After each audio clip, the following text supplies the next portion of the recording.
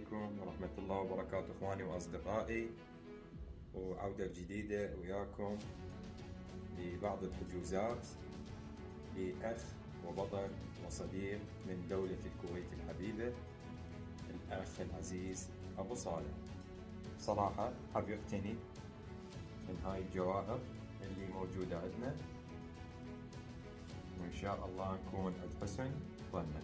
إخواني وأصدقائي، هاي الطيرة هي عبارة عن عودة الدماء الظاهرة كروي. صراحة طيرة جدا مميزة، طيرة من العيار الثقيل ما شاء الله.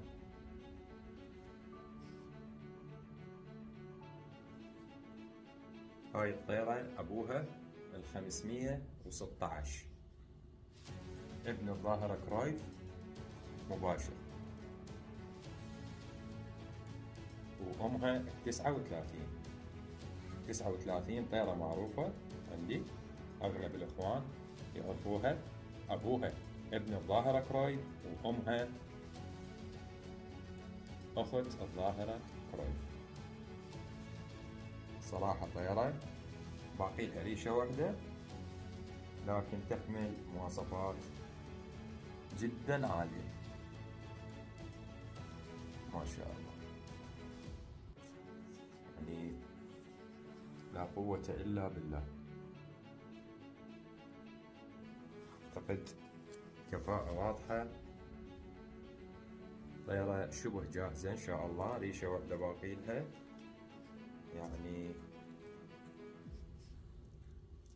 كمواصفات وكتقييم تحمل تقييم جدا عالي.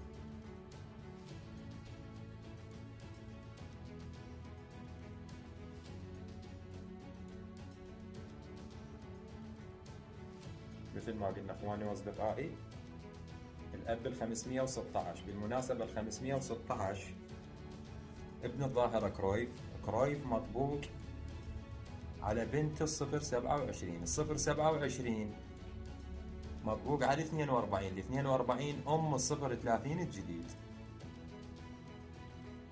طالعة الطيرة اللي طبقوها على كرويف، طلعا 516 أبو هاي الطيرة.